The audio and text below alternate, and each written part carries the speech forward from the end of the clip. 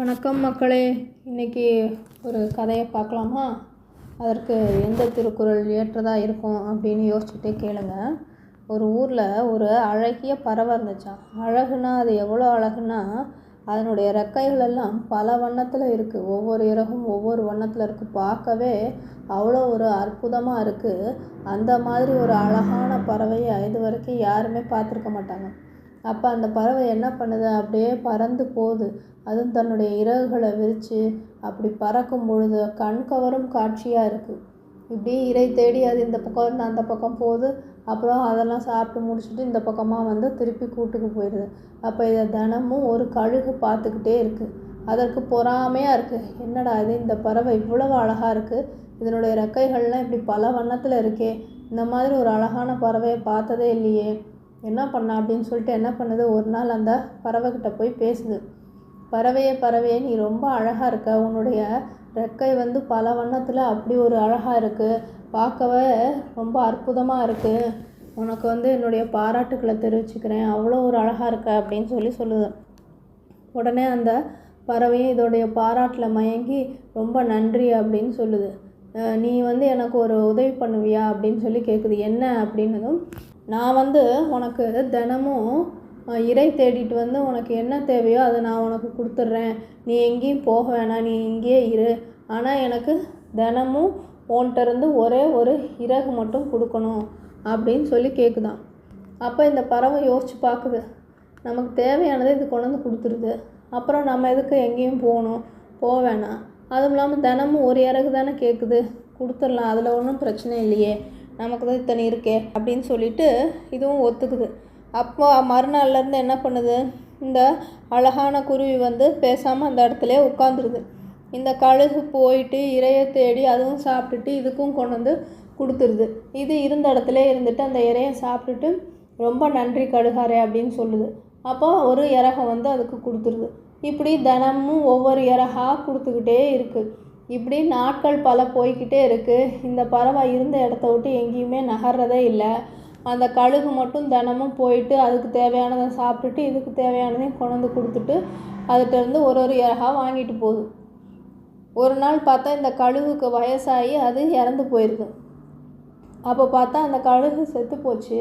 இந்த குருவி பார்க்குது, ஆஹா, இனிமேல் நமக்கு யார் இறத்த கொண்டு வந்து தருவா, இது இவ்வளோ நாள் கொடுத்துக்கிட்டு இருந்துச்சே, சரி நம்மளாக போய் தேடலாம் அப்படின்னு பார்த்தா இத்தனை நாளாக அது வந்து போகவே இல்லை. அந்த இடத்துல இருந்து பழகினதுனால அதுக்கு சோம்பேறித்தனம் அதிகமாகி போச்சு, போகிற பழக்கமே இல்லாமல் போயிடுச்சு. அது மட்டும் இல்லாமல் இன்னொரு பிரச்சனை என்ன அப்படின்னு பார்த்தீங்கன்னா, இது தினமும் ஒவ்வொரு இறகாக கொடுத்து இப்போ பார்த்தா இதுக்கு வந்து இறகே இல்லை, இதால் வந்து பறக்கவே முடியாத நிலமை ஆகிப்போச்சு.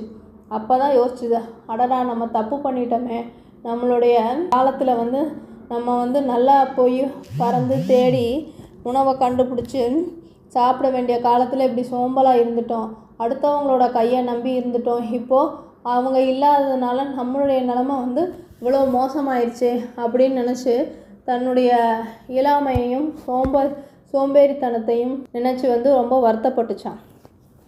ஆமாங்க, இப்படி தான் நம்ம பலர் வந்து நம்ம என்ன செய்கிறோம் அப்படின்னு தெரியாமல் அந்த காலத்தை வந்து தவற விட்டுடுறோம். அதாவது எது சென்றாலும் வந்து நம்மளால் வந்து சம்பாதிச்சுக்க முடியும், ஆனால் காலத்தை மட்டும் நம்ம வந்து செலவழிச்சிட்டோம் அப்படின்னா அது கண்டிப்பாக திரும்ப கிடைக்காது, அதை வந்து நம்மளால் சம்பாதிக்க முடியாது. அப்படி தான் இந்த குருவிக்கும் தன்னுடைய இளமை காலம் அப்படிங்கிறது வந்து கடந்து போயிடுச்சு. அதோடு மட்டும் இல்லாமல் அதனுடைய மூலதனமாக இருக்கக்கூடிய இறகுகளை வந்து அது இழந்துருச்சு. இப்போ அதனால் தன்னால் யாரையும் எதிர்பார்க்காம தனித்து இயங்க முடியல. இப்படி தான் நம்மளையும் வந்து இளமை காலத்தில் நம்ம வந்து வலுவாக இருக்கும் பொழுது நம்மளால் ஒரு செயலை செய்ய முடியும் அப்படிங்கும் பொழுது நம்மிடம் இருந்து நம்மளுடைய உழைப்பை வந்து சிலர் உறிஞ்சி எடுத்துக்கொள்கிறார்கள். அப்புறம் கடைசியில் நம்மளால் முடியல அப்படிங்கிற பட்சத்தில் நம்மளை விடும் பொழுது நம்ம வெறும் சக்கையாக தான் இருப்போம். அப்போ நம்ம இதே நிலைமையில் தான் இருப்போம், எந்த ஒரு செயலும் செய்ய முடியாத இயலாத நிலையில் இருப்போம். அதனால் நம்மளும் எந்த ஒரு ஆசை வார்த்தைக்கோ இல்லை எந்த ஒரு கவர்ச்சிக்கோ சலுகைக்கோ வந்து மயங்கி சரியான காலத்தில் சரியான செயலை செய்யாமல் விட்டால் இப்படித்தான் அவதியுறுவோம் அப்படிங்கிறத ஐயன் வள்ளுவர் 484வது குறளில் சொல்கிறாரு. அதாவது அதிகாரம் 49 காலமறிதல் என்ன சொல்கிறாருன்னு பார்த்தீங்கன்னா, ஞாலம் கருதினும் கைகூடும் காலம் கருதி இடத்தார் செய்யின். ஞாலம் கருதினும் கைகூடும் காலம் கருதி இடத்தார் செய்யின். உரிய காலத்தையும் இடத்தையும் ஆய்ந்தறிந்து செயல்பட்டால் உலகமே கூட கைக்குள்ளே வந்துடும் அப்படின்னு சொல்கிறாரு. அதனால் காலத்தை தவற விட்டோம் அப்படின்னு சொன்னால் நமக்கு அந்த நேரத்தில் கிடைக்கக்கூடியது கிடைக்காம போயிடும். உரிய காலத்தையும் இடத்தையும் ஆராய்ந்து நம்ம செயல்படாமல் போயிட்டா யாராலும் காப்பாற்ற முடியாது. இதைத்தான் காலத்தை பயிர் செய் அப்படின்னு சொல்லுவாங்க. காற்றுள்ள போதே தூற்றிக்கொள் அப்படின்னும் சொல்லுவாங்க. அதனால் எதுவாக இருந்தாலும் சரி, நம்மளுடைய பெரியவர்கள் முன்னோர்கள் சொன்னதை கேட்டு நடப்போம். அதற்கு வள்ளுவர் சொல்லும் குறள் வழியில் செல்லுவோம். நாள்தோறும் ஒரு திருக்குறளை சொல்லுவோம். நன்றி. மீண்டும் வேறு ஒரு கதையுடனும் குறளுடனும் உங்களை சந்திக்கின்றேன்.